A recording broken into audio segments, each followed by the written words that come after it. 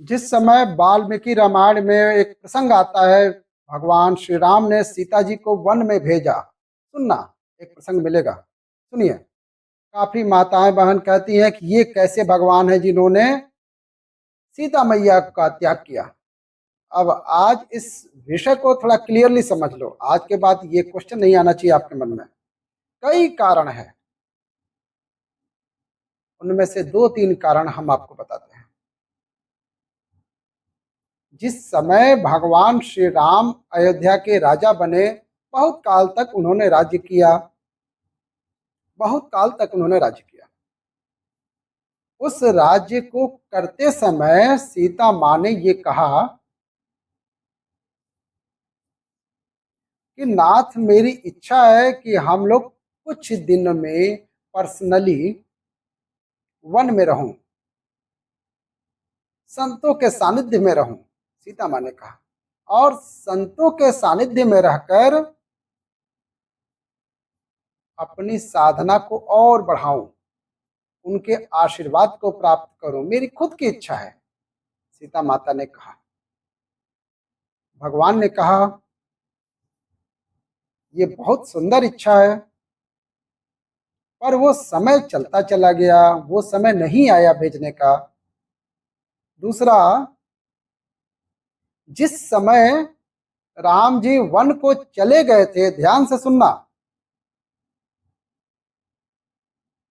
अगर आप कहीं अन्य मन लगाएंगे तो ये प्रसंग रह जाएगा आपसे। जिस समय राम जी वन को चले गए थे सीता जी के साथ में,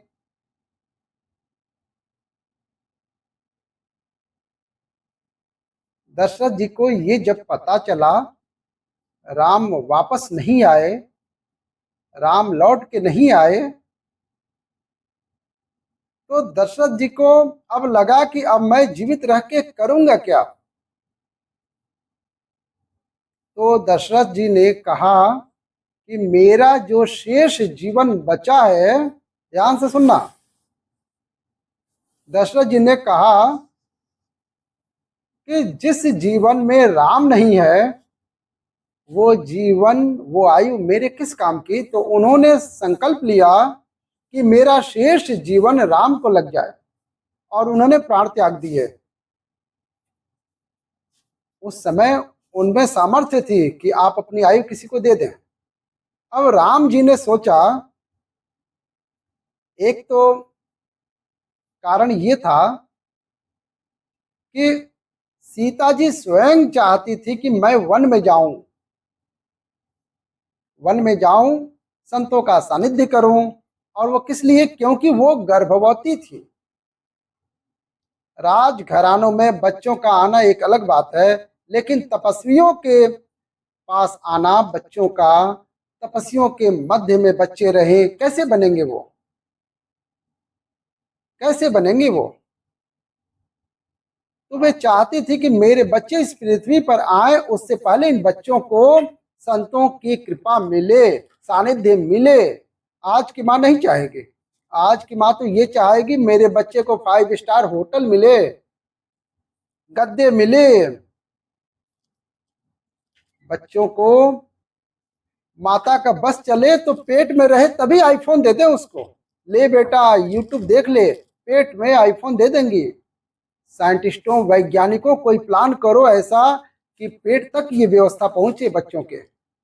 ये आज की स्थिति चल रही है। माए जो आजकल जो बच्चों की हैं, वो ठीक नहीं है। तुम्हारा बुढ़ापा खराब होगा इससे। हर माँ को चाहिए अपना बेटा हो या बेटी हो, सबसे पहले आपके बेटे में धार्मिक गुण होने चाहिए। सबसे पहले बेटा हो या बेटी। और जो बच्चे धार्मिक गुण को लेकर रहते हैं, वो यहाँ भी सुखी रहते हैं और वो वहाँ भी सुखी रहते हैं। धार्मिक बच्चे ही हैं जो अपने बच्चों को, अपने माँ बाप को सुखी कर सकते हैं। दूसरा, वो समय आ गया जब राम जी को पिताजी की आयु का भोग करना पड़ा। दशरथ जी की आयु का भोग करना है। दशरथ जी के लिए सीता जी कौन है? पुत्र वधु, और पुत्र वधु हुई बेटी, बेटी के समान हुई।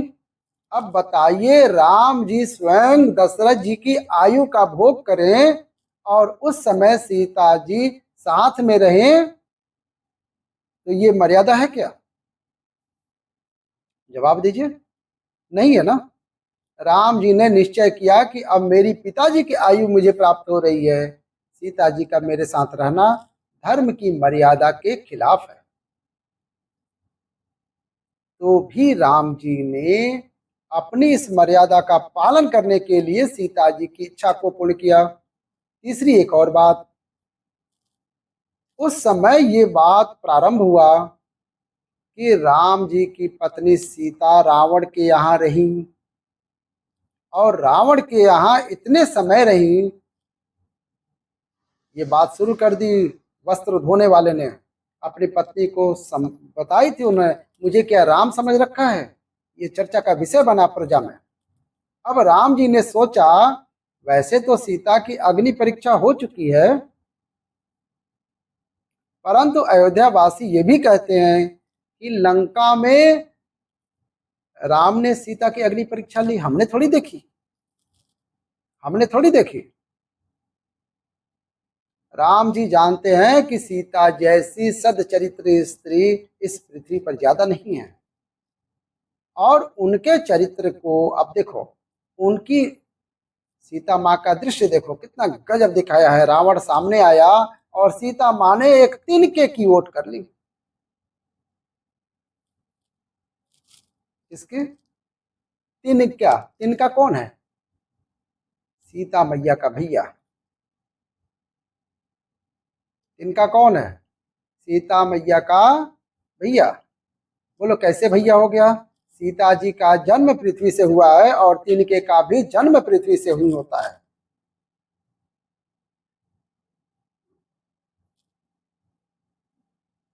उन्होंने तिनके का ओट लगा लिया। वो भाई था सीता माँ का, ये तिनका नहीं है, ये भाई है। और किसके सामने उठाया वो तिनका? रावण जैसे बलिष्ठ के आगे। आज ये सामर्थ्य है बहन बेटियों में? जवाब दो। आज ये सामर्थ्य है? क्यों नहीं है सामर्थ्य? क्योंकि उतना धर्म परायण नहीं है। जब तक इतने धर्मपरायण नहीं होंगे, हमें सामर्थ्य प्राप्त नहीं होगी। और जब हम धर्मपरायण होंगे तो हमें इतनी सामर्थ्य प्राप्त हो जाएगी कि रावण के सामने हम तिनका भी उठा लेंगे तो रावण का साहस नहीं होगा कि रावण हमारी तरफ टेढ़ी नजर कर सके। राधे राधे बोलना पड़ेगा। जय श्री राम। हर हर महादेव। तो अयोध्या वासी ये कह रहे हैं, सीता जी की अग्नि परीक्षा लंका में हुई, यहां नहीं हुई। और राम जैसा पति हो तो अपनी पत्नी का सम्मान चाहता है। क्या चाहता है? सम्मान चाहता है। और सीता माँ को जो वन भेजा, वो भी सम्मान के लिए भेजा। कि अयोध्यावासी आज सोच रहे हैं कि अग्नि परीक्षा वहां हुई थी, अब वापस तुम्हारा सम्मान दिलाने के लिए लाया हूं। और राम जी ने एक तो मर्यादा पालन करने के लिए, सीता माँ के सम्मान को प्राप्त कराने के लिए, तीसरा सीता माँ की इच्छा को पूर्ण करने के लिए। अब बताइए, यहाँ कहाँ राम ने परीक्षा ली? ये परीक्षा है। यहाँ अग्नि परीक्षा के भी संदर्भ में हम एक बात बता देते हैं आपको, अभी बता देते हैं, शायद आगे प्रसंग में हमें मौका न मिले। काफी लोग कहते हैं कि राम जी ने सीता की अग्नि परीक्षा ली। महाराज, अब वो समय नहीं रहा जहाँ स्त्रियों का अग्नि परीक्षा हो। राम जी ने भी नहीं ली अग्नि परीक्षा। ये एक प्रसंग है उस समय का, जिस समय राम जी दंडकारण्य वन में हैं, और उस समय सुपर्णखा की नाक कट गई, लक्ष्मण जी ने काट दी। सुपर्णखा की नाक काट दी। और सुपर्णखा की जब नाक कटी तो रावण से युद्ध होना निश्चित हो गया। रावण से युद्ध होगा ही होगा, ये निश्चित हो गई बात। अब सुनो आगे। रावण से युद्ध होगा, ये बात जब निश्चित हुई तो राम जी जानते हैं कि रावण सीता का हरण करके ले ही नहीं जा सकता। कौन है सीता? वो पतिव्रता स्त्री है। अगर एक बार क्रोध से बोल दिया, छुआ नहीं, श्राप नहीं दिया, थोड़ा भी बोल दिया या क्रोध में देख भी लिया तो रावण यहीं जल के नष्ट हो जाएगा। और रावण यहां नष्ट हो गया तो फिर राक्षस मरेंगे कैसे? इसलिए राम जी ने सीता मैया से कहा, तुम पावक महु करहूं निवासा, जब लगी करहूं निशाचर नाशा। राम जी ने सीता जी से कहा, तुम अग्नि में निवास करो। बोले कब तक करूं? जब तक सब राक्षस मर न जाए। तो सीता मैया अग्नि में समा गई और अपना ही जैसा प्रतिबिंब, मैंने फोटो, मतलब सेम टू सेम दिखने में, तेज नहीं सिर्फ दिखने में राम जी के समक्ष प्रस्तुत कर दिया। ये लो, अब ये सीता रहेंगी आपके साथ। मतलब असली तो गई अग्नि में और नकली रह गई राम जी के साथ।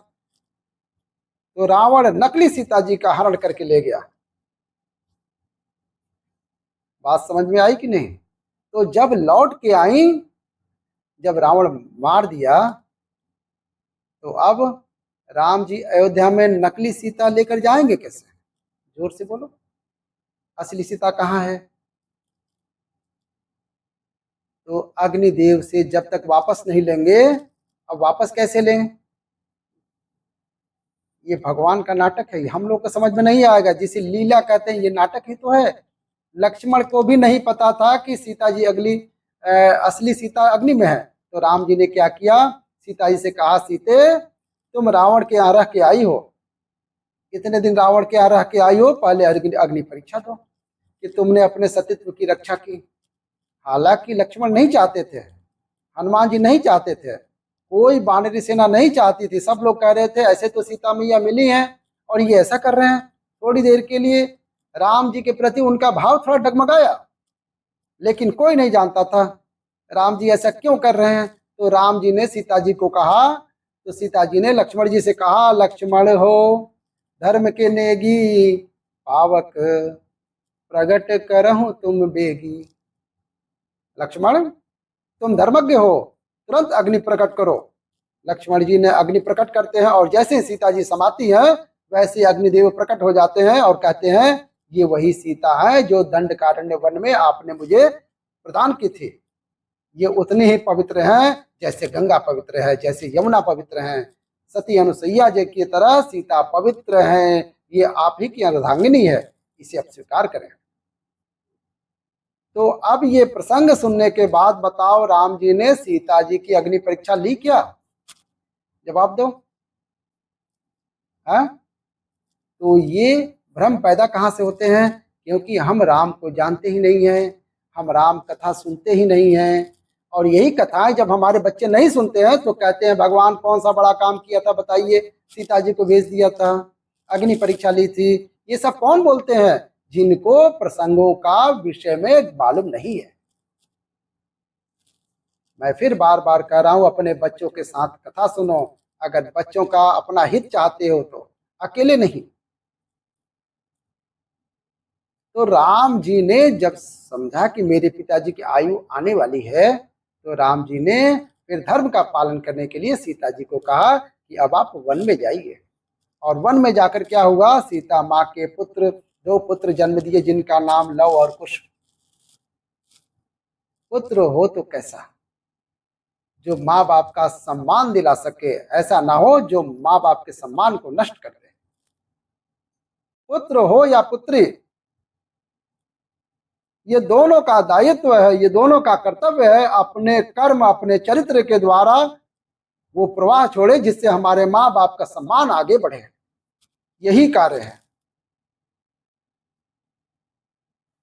अपने लिए तो कोई भी जी लेगा, लेकिन माता पिता ससम्मान आगे जीवन जिए, ऐसा जीवन जीने वाले लोग ज्यादा पृथ्वी पर नहीं है। यही सिखाती है भगवान श्री राम की कथा। कैसी लगी कथा? अच्छी लगी कथा हो तो इसे एक लाइक करें, और ऐसी ही कथा सुनने के लिए चैनल को सब्सक्राइब करके बेल आइकन दबा दें, और कमेंट में जय श्री राम जरूर लिखें। इसी के साथ कथा का अंत करते हैं। जय श्री राम। हर हर महादेव।